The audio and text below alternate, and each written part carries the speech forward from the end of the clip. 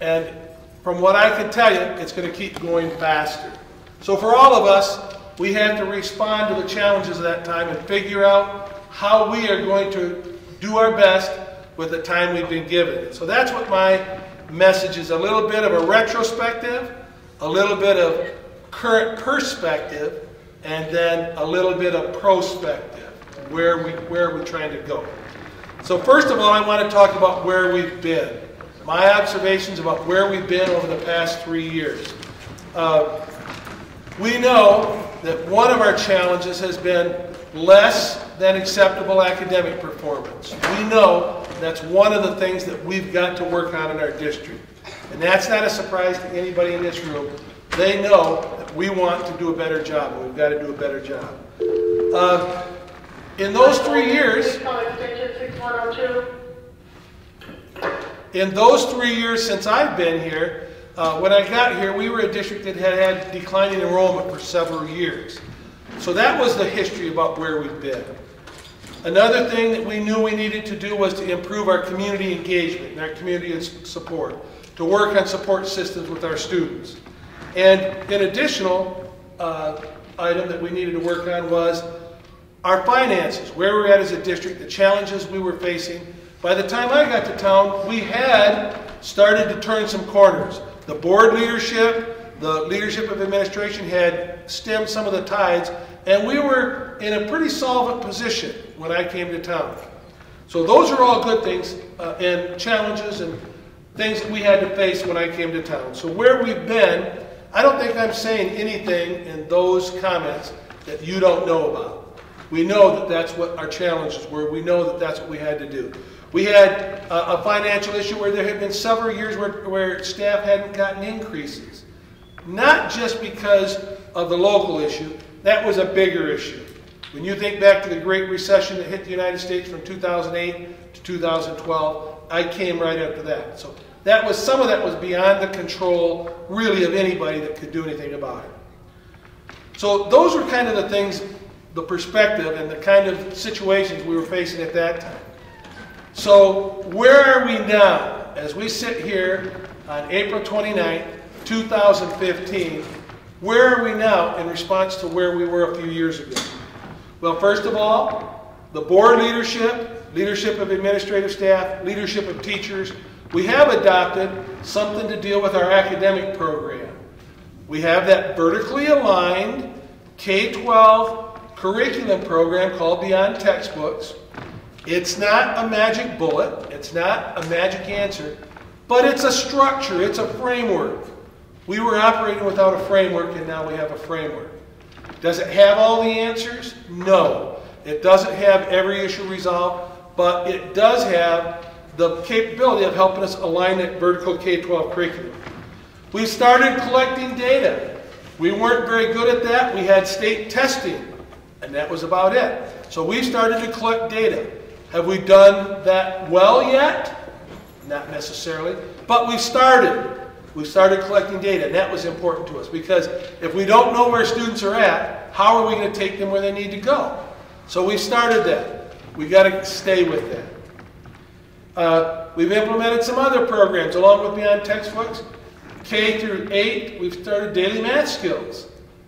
Huge. We knew our students had challenges in math. We knew they weren't as skilled in math as they should be, and so we've implemented those programs. We're doing the daily math skills. That's outstanding for us, and it will make a difference. Maybe not for every child immediately, but long term it will make a difference. So that's something we've done. In the high school, we've got student response systems. Bobby wrote a grant and has real-time data that teachers can get from students. I was in Jennifer's class the other day, and she had students working on those student response systems. Many of our classrooms use that. Well, it gives you real-time answers. It lets you know exactly what's happening at the time. So in the area of academics, we are doing things and putting things in place that's going to make a difference for us long-term. Enrollment. Our enrollment rapidly rose for a couple years, and now it's kind of leveled off. We're up about somewhere between 10 and 15 students this year. That's a good thing. In this culture, it may be a good thing to hold your own, but that stability enrollment has been good. So this year we are in that holding our own mode, which is a positive thing. Community engagement and support. Lots of events and activities. Many of you in this room have been part of those where you've reached out to the community. Beginning last fall, since I gave my last address, what an event took place. We have the sign on the wall, Happy 100th Anniversary GHS. We had the centennial of Globe High School in the fall. A very large amount of people in our community were involved in that. Not just in the Copper Kettle game, although there were a lot of people there, but throughout the weekend and all the events, it was a very large event. That was an outreach to our community and engaged the community. We also have had other events just this spring or late winter up at Copper Rim. They had 2 outstanding events that reached out to the community. And I commend the staff, Mr. Peace. I'd be remiss if I say my wife wasn't involved. She was deeply involved in getting those things going. Teachers that were here, we had great media coverage for that. Those were outstanding. We had, I would estimate, over 400 families that we made connections in those 2 weekends. Those are the kind of things that it's hard to quantify, but when you have that kind of relationship and are building those kind of community engagements, that's what we want to do as a school. Globe Tiger Robotics, in its 2nd year, at our last board meeting, it was reported to us that they had raised about $12,000 in a period of 2 weeks to send our Globe Tiger Robotics team to St. Louis to the World Championship. That's a community engagement. Now, we understand not everything we engage the community in is us asking them for money, but that has an impact. And when our community is represented, I had heard that there were like 617 teams at that event. We were there in St. Louis represented among schools around the world. That's the kind of community engagement that we like to see coordinated and happen for our district. So those are positives about where we're at now, some of the things that are taking place. The school improvement grant at the high school. We have a parent outreach coordinator who's working on trying to connect what takes place in Globe High School with parents, trying to get those involved. Our administrators at all the buildings, our teachers at all the buildings are trying to connect. So we're working on community engagement at every level. When you think about the amount of families that the school district touches on a daily basis, we have tremendous community engagement. And the challenge is, what do we do with it? What do we do with that engagement? The 4th item that I want to talk about right now are, we talked about the challenges of finance, the challenges of pay, those kind of issues. We still have many challenges that we're facing. We have, all of us face challenges every day with our attitudes. How do we respond? How do we deal with our publics? How do we communicate in a positive way with our community? That's a challenge we're all going to face on a regular basis. I face that. How do I deal in the face of adversity? How do I deal with criticism?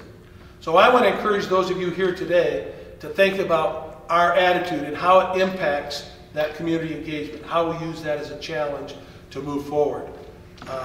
We're responsible for our attitudes. I'm responsible for how I respond to people. I've told you this before.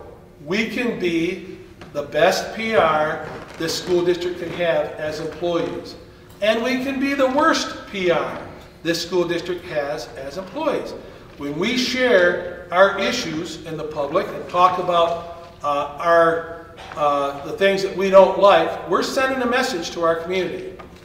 Does that mean we shouldn't face them and deal with them? Absolutely not. We need to face them and deal with them. But there's a way to do that. So I want to encourage everybody in the room that's getting a paycheck from Globe Community Schools. I'm sorry, that was a throwback. Globe Unified School District number 1, everybody who draws a paycheck, we have an obligation to try to be our best ambassadors for this district. Those are some of the things where we've been in. In the past 2 years, facing the challenges of finance, the school board, district leadership has been able to provide increases in pay. They have never been as much as we would like them to be. We would always like to have them be a lot larger, but I will make the statement, we've tried to keep the momentum going. We've tried to keep positive progress when the district is able. And that is something that I think is positive. There are a lot of Arizona districts that haven't been able to do that. I believe in that. Our board believes in that. Our board wants to take care of employees to the best ability that they can. And because of that, they've been able to provide minimal raises, moderate raises over the last couple of years, but that is something that they have tried to do to keep the momentum going. So we talked about where we've been, facing the challenges, talked about where we're going in those areas, academics and enrollment, community engagement and support, and the challenges we face. But I also want to talk about where we're going. So we sit here on April 29th, 2015. What's next? What do we do next? Well, one of my statements as leader is the programs that we're committed to, the processes that we're committed to, aren't going away. We're not backing off. We haven't gotten skilled at beyond textbooks or capturing kids' hearts yet. We're not highly skilled at those. We have some skills down. We have some of those abilities down. We see impact in some areas, but we're not highly skilled yet. And that's where we can't let it go. If you study organizational change, you'll find out that organizational change takes time. And it's not a cycle that goes every 2 years. If you're going to make lasting long-term impact in organizations, you need to stay the course. So I'm here to tell you, we're not backing off. You hear me say that all the time. We're going to stay the course with Beyond Textbooks and Capturing Kids' Hearts. Those are processes that we need to implement with fidelity and make them work. We're committed to collecting and using data. Even though we've had some lumps trying to get that up and going, we're not backing off. That's something we've got to do. Regardless of the system, and there's been internal debate about what the best system is and the implementation of those systems, it doesn't matter the system if we don't use it. And we've got to use whatever system is in place so that we know what kids know as compared to what they're supposed to know. That sounds so simple, but that's what we've got to do. We've got to know what they know compared to what they're supposed to know. We know that the most important thing in this mission, in this district, in our vision statement of capturing hearts, empowering minds, all of us have a role in that, every one of us, whether you're a cook, a custodian, a bus driver, a teacher, an administrator, an administrative assistant, a nurse, whatever you are, everybody has a role in capturing hearts and empowering minds. But we know that at the end of the day, the most important thing that we can do is to support quality instruction in the classroom. That's where the rubber meets the road in student achievement. And we are going to continue to be committed to try to grow and help our teachers, help all of us, because all of us are teachers at some level, to help all of us provide the best quality of instruction we can. That is what's going to make the difference in the end. The processes of capturing kids' hearts, the curriculum framework of Beyond Textbooks, data collection, the school improvement grant at the high school, all the title programs we run in the various buildings, the reading support that you provide in the elementary, the after-school tutoring, the academic accountability we have in the middle school, all those things key on adults making a relationship with kids and helping them grow. Helping them grow. A lot of our kids, they still don't know that they're supposed to learn. They haven't got there yet. We've got to help them get there and emphasize that in the community and help our parents grow to that and work on all those issues. So one of the places we're going is that we are committed to these programs and processes. They're not going away. The board has invested serious resources. We've invested serious time. You've invested blood, sweat, and tears, and we're going to stay the course. So that's one of my messages today. So that's part of where we're going. In enrollment, that second item I talked about, we are going to continue to try to serve our customers well and do whatever we can to do a better job. Who are our customers? Well, it depends on the day, doesn't it? And it depends on how it goes. Ultimately, we have about 1,800 customers from the ages of 3 up to, and some even younger than that when they get involved in programs before the age of 3, from the ages of 3 up to probably 20 years old. We have lots of customers, about 1,800. But we also have a whole larger community that counts on us as a community center. We have parents, more grandparents than you would realize that are helping raise children, extended family members. And so that's one of the things that we can do to serve our enrollment and to try to keep those students here who are here. And providing positive customer service has to continue to be a goal about where we want to be. And I've been in the same position as many of you have, where some of our customers are not always the friendliest people going. Some of them come in with a chip on their shoulder, they come in with an attitude, and it's tough. I've been in that firing line when people are taking the shots. You've all been there. And I guess my encouragement to you would be to continue to do the best you can to provide that positive customer service. If you can, it makes a difference. It will make a difference long term. Community engagement. I'll challenge each of us that that community engagement starts at the level that we engage with our students. It starts at the level that we engage with the young people that are in our building.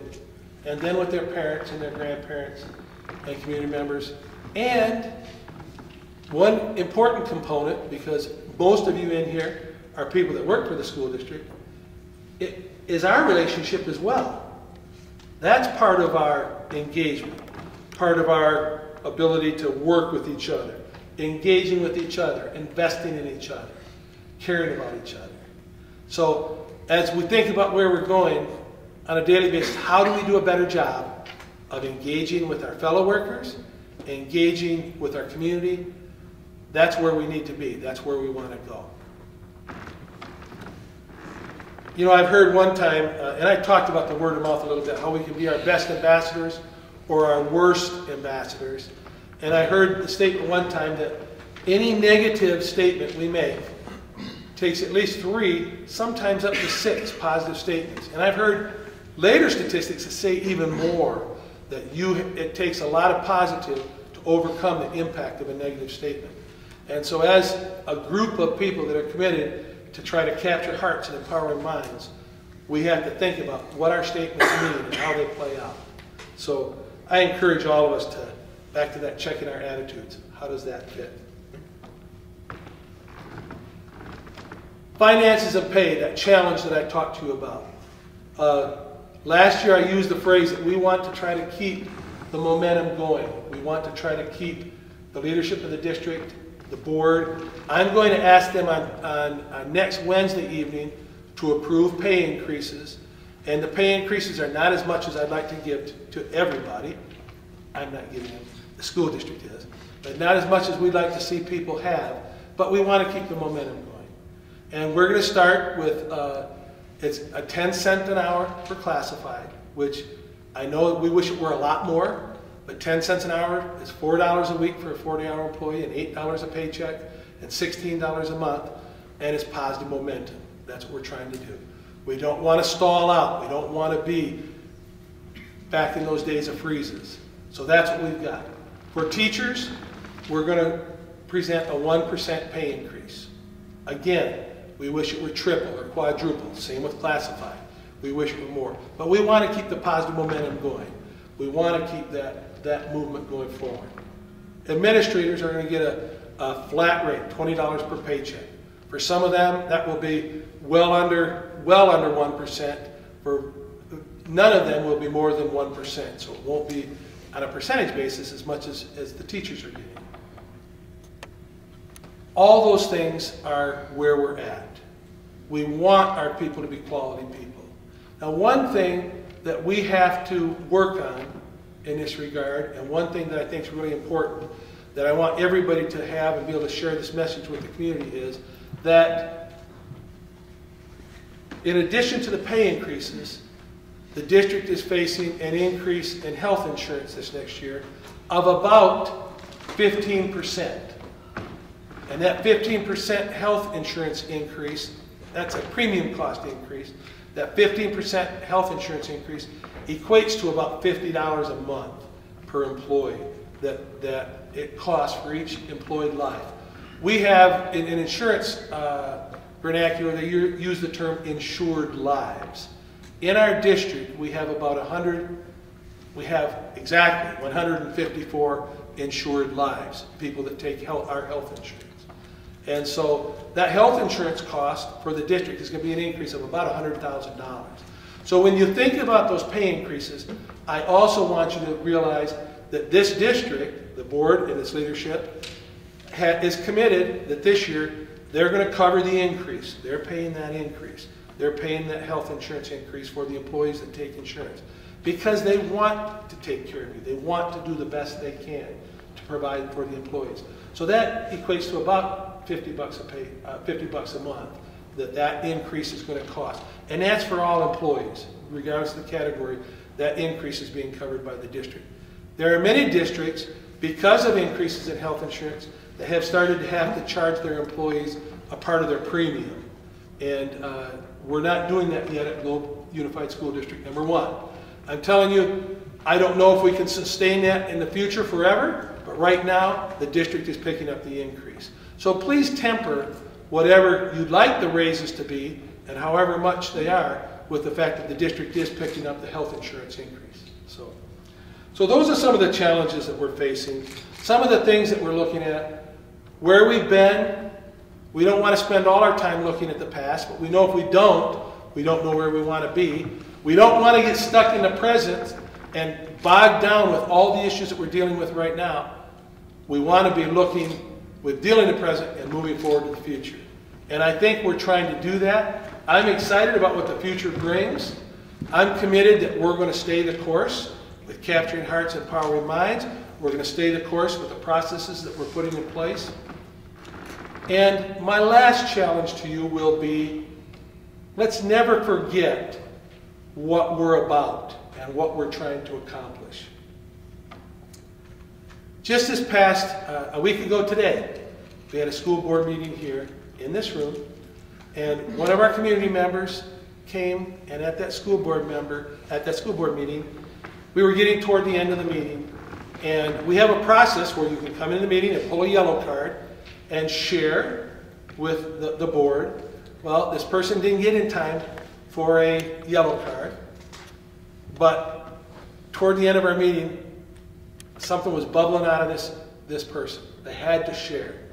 And they told a story about how they had worked, and I'll tell you now, it was Billy Barefoot. Billy Barefoot had to share at our meeting. He couldn't contain it. And our board president, Frankie, said, Billy, if you turn in a yellow card, I'll allow you to speak now. And he did. And we're not saying that that's always going to be the protocol, but in this particular case, it felt like the right thing to do, and it was the right thing to do. So Billy stood up and shared a story about a young man who was in a lot of trouble at Copper Rim 2 years ago. Billy at that point worked as our security guard at the high school. And this fellow was in so much trouble that Brian brought him down and put him in the high school detention room. Spent a couple days in the high school detention room. Well, Billy told the story. Fast forward a year, and Billy made a relationship with his kid, and he got him to go out for wrestling. But it didn't take. The first year, the kid went out for wrestling. He lasted a day or two and was gone. Fast forward to this spring, Billy stood and told about this young man who's now in middle school and got involved in wrestling and was there every day and becoming a leader in the Gila Monsters Wrestling Club. That's our youth wrestling club that uses the wrestling room up at our field. And in retrospect, all of that was what we're trying to capture, what we're trying to do here, how we're trying to be involved. What is our schools, what do we want to stand for? We want to stand for making a difference in the lives of kids. And Billy was invested and involved. And I don't need to tell you that we were all shocked on Sunday morning when we heard that same, he was sitting right about where Jennifer's sitting, stood up and shared with us. We were shocked when we found out Sunday morning he was no longer with us.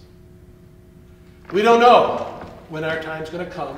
We don't know what our last chance to share is going to be. We don't know what impact we can make on young people. We don't know what that is. And I have to share a little poem. My staff knows I like poetry. I like poems. You've heard this poem.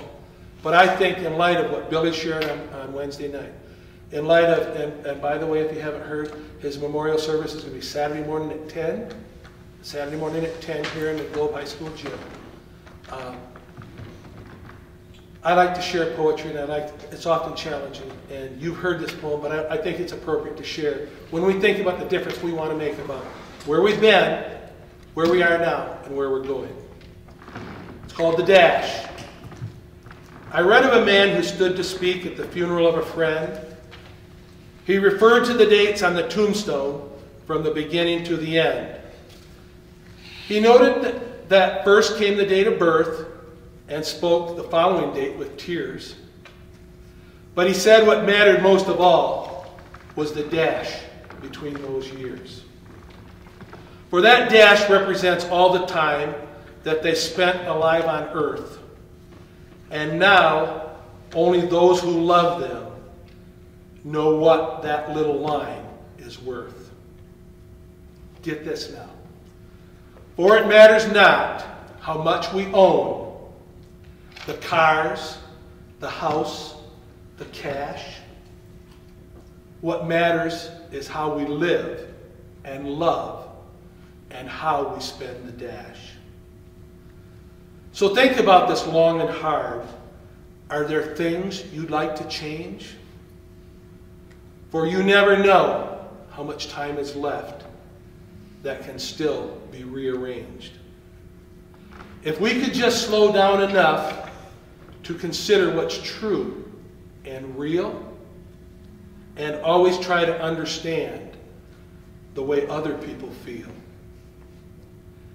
and be less quick to anger, and show appreciation more, and love the people in our lives like we've never loved before, if we treat each other with respect, and more often wear a smile, remembering that this special dash might only last a little while.